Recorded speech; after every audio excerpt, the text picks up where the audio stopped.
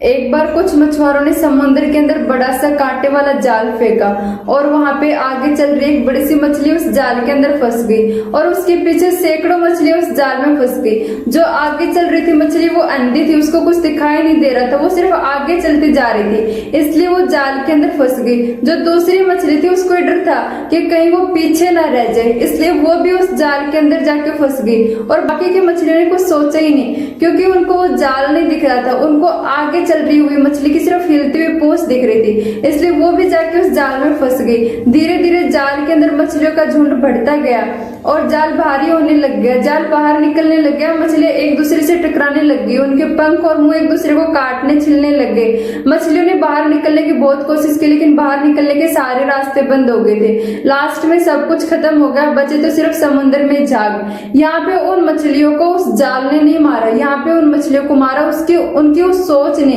जिसमें वो सोचते थे कि भीड़ के साथ चलना सुरक्षित है। और इसको मनोविज्ञान के अंदर कन्फर्मिटी इफेक्ट कहते हैं, यानी भेड़ चाल कहते हैं। ये सेम हमारी रियल लाइफ के अंदर भी होता है, हम भी उस तरफ भाग रहे होते हैं जहाँ पे भीड़ भाग रही होती है, वहां पे हमें मुनाफा तो दिखता है लेकिन खतरा नहीं दिखता।